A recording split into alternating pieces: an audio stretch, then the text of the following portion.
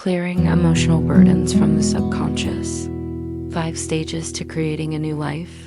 Today I want to talk about something very quiet, very deep, and very human. The emotional burdens we carry in the subconscious, the ones we don't think about all the time, but they shape how we feel, how we react, how we live. This is not a talk about becoming better, it's about becoming freer.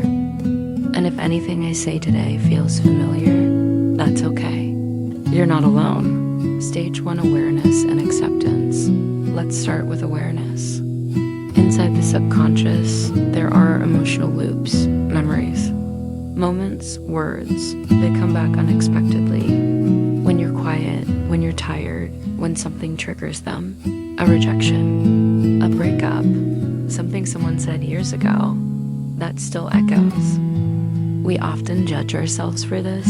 We say, why am I still stuck on this? Why can't I just move on? But awareness begins when you stop fighting that question and simply say, yes, this still affects me. Acceptance doesn't mean you like it. It means you stop pretending it's not there. And if there are many emotional burdens, don't overwhelm yourself. Ask gently, which one feels heaviest right now?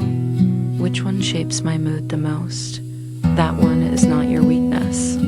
It's your entry point. Awareness is not the end of healing, but without it, nothing truly changes.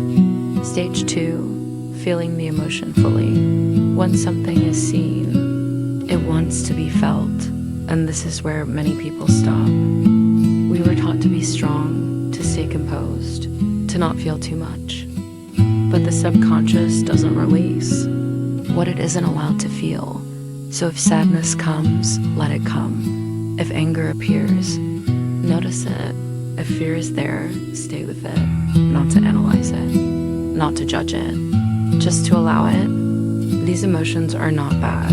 They are not sinful. They are not proof that something is wrong with you. They are energy from a part of you that hasn't been fully acknowledged yet. When you allow the emotion to exist, it no longer needs to shout. Resistance keeps emotions stuck. Presence lets them move. Stage 3: realization and returning freedom. As you stay present with the emotion, something deeper reveals itself. You begin to notice that much of the pain is tied to an identity, a version of yourself you created to survive, the one who had to be strong, the one who had to be perfect, the one who had to be accepted. This is often called the ego, not as an insult, but as a survival strategy. The suffering continues when we believe we must stay that person, but realization changes this. You see that the rules you're living by were created in pain, and when you see that clearly, freedom begins to return, not by pushing the pain away, but by holding it with understanding. Pain that is understood loses its power.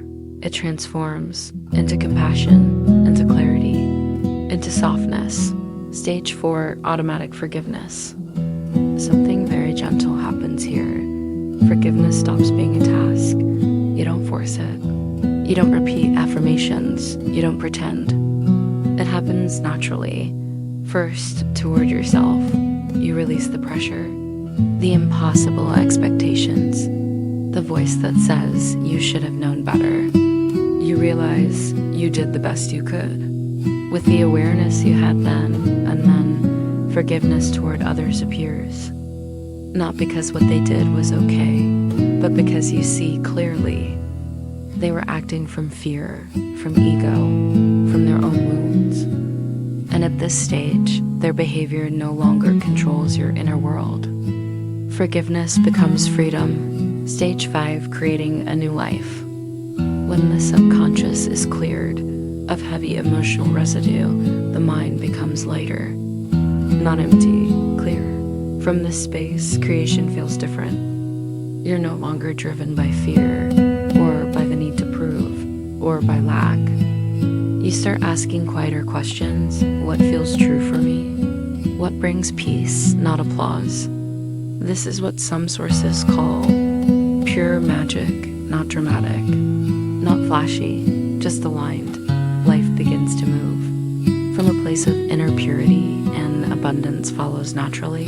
Not because you chased it, but because you stopped blocking it. As we come to the end of this talk, just notice how you feel. You don't need to remember everything. You don't need to do all 5 stages perfectly. Healing is not a checklist. If something resonated, let it sit with you. If something stirred emotion, that's okay. You are not broken. You are not late.